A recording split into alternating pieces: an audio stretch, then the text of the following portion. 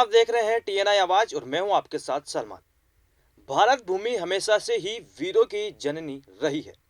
भारत के स्वतंत्रता संग्राम में ऐसे कई वीर हुए हैं जिन्होंने देश की आजादी दिलाने में अपनी जान की भी परवाह नहीं की। ऐसे ही एक वीर थे शेरे पंजाब लाला लाजपत राय।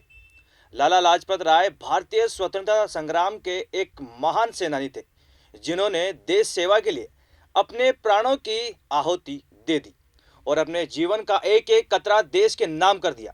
तो आइए हम आपको बताते हैं लाला लाजपत राय के बलिदान की कहानी।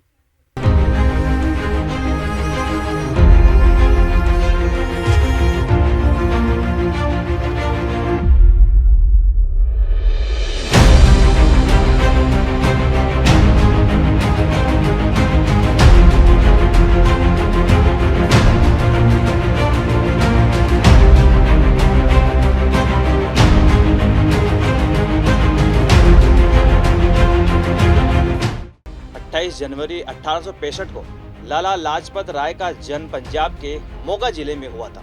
उनके पिता लाला राधा कृष्ण अग्रवाल पेशे से अध्यापक और उर्दू के प्रसिद्ध लेखक थे। प्रारंभ से ही लाजपत राय लेखन और भाषण में बहुत रुचि लेते थे। उन्होंने हिसार और लाहौर में वकालत शुरू की। लाला लाजपत राय को शेरे पंजाब का सम्मानित संबोधन देकर लोग उन्हें गरम दल का नेता मानते थे। लाला लाजपत राय स्वावलंबन से स्वराज्य लाना चाहते थे। 1897 और 1899 में उन्होंने देश में आए अकाल में पीड़ितों की तन मन और धन से सेवा की। देश में आए भूकंप अकाल के समय ब्रिटिश शासन ने कुछ नहीं किया। लाला जी ने स्थानीय लोगों के साथ मिलकर अनेक स्थानों पर अकाल में शिविर लगाकर लोगों की सेवा की।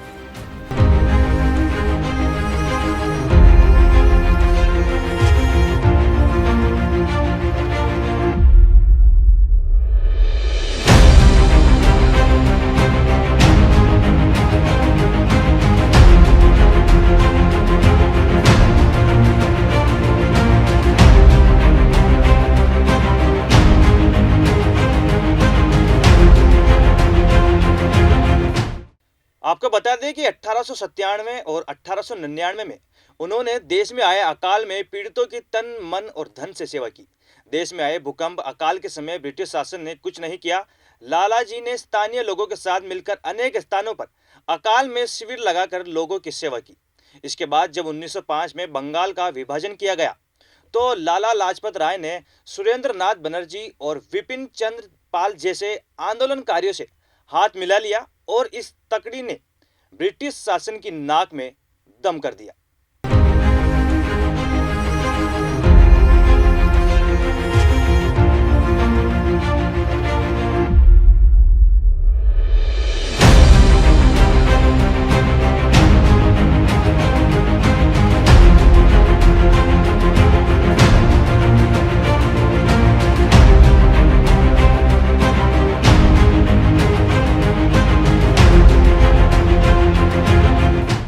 दरअसल इस तकड़ी ने स्वतंत्रता समर में वो नए प्रयोग किए थे जो उस समय में अपने आप में नायाब थे।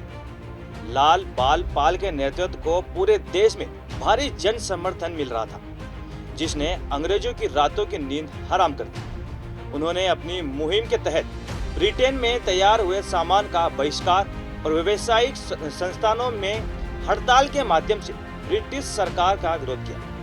स्वावलंबन से स्वराज्य प्राप्ति के पक्षधर लाला जी अपने विचारों की स्पष्ट वादियों के चलते उग्रवादी नेता के रूप में काफी लोकप्रिय हुए। लाला लाजपत राय अक्टूबर 1917 में अमेरिका पहुंच गए। यहाँ के न्यूयॉर्क शहर में उन्होंने Indian home rule league of America नाम से एक संगठन की स्थापना की। इस संगठन के माध्यम से उन्होंने वहां से स्वाधीनता की चिंगारी को लगातार हवा दी। लाला जी 3 साल बाद जब 20 फरवरी 1920 को भारत लौटे तो उस समय तक वे देशवासियों के लिए एक महान नायक बन चुके थे। उन्होंने कलकत्ता में कांग्रेस के साथ सत्र की अध्यक्षता करने के लिए आमंत्रित किया गया। जलियांवाला बाग हत्याकांड के खिलाफ उन्होंने पंजाब में ब्रिटिश शासन के खिलाफ उग्र आंदोलन किया। जब गांधी जी ने 1920 में असहयोग आंदोलन छेड़ा तो उन्होंने पंजाब में आंदोलन का नेतृत्व किया और उन्होंने कांग्रेस इंडिपेंडेंस पार्टी बनाई।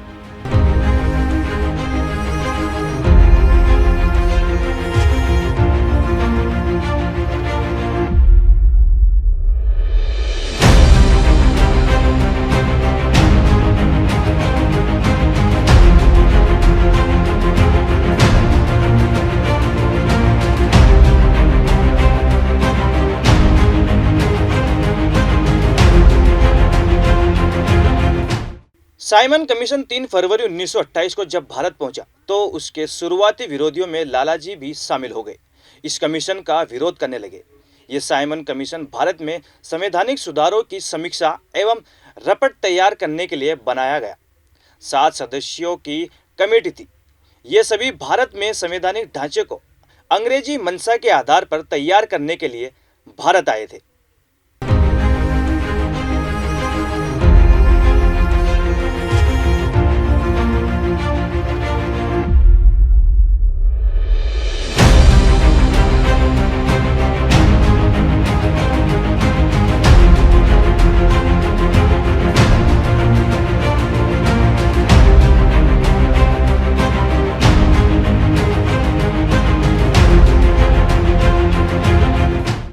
चोरी चोरा कांड के बाद गांधी जी द्वारा असहयोग आंदोलन वापस लिए जाने से आजादी की लड़ाई में जो ठहराव आ गया था वह अब टूट चुका था। लोग फिर से सड़कों पर निकल कर आने लगे और देखते ही देखते पूरा देश साइमन गो बैक के नारों से गूंज उठा। साइमन कमीशन के विरोध में क्रांतिकारियों ने 30 अक्टूबर 1928 को लाहौर में एक विरोध प्रदर्शन का आयोजन कर रखा था, जिसका नेतृत्व लालाजी कर रहे थे। इस प्रदर्शन में उमड़ी जन सैलाब को देखकर अंग्रेज बुरी तरह बौखला गए थे। इस प्रदर्शन से डरे अंग्रेजों ने लालाजी और उनके दल पर लाठीचार्ज किया। इसमें शामिल युवाओं को बेरहमी से पीटा गया। लाला लाजपत राय अंग्रेजों की इस लाठी से डरे नहीं और जमकर उनका सामना किया।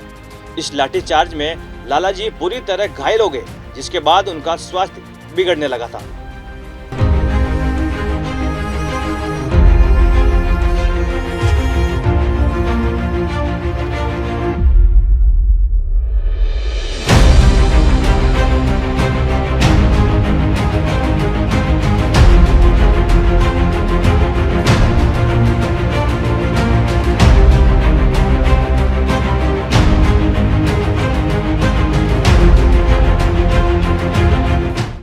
और आखिरकार 17 नवंबर 1928 को इस वीर ने हमेशा के लिए आंखें मूंद ली।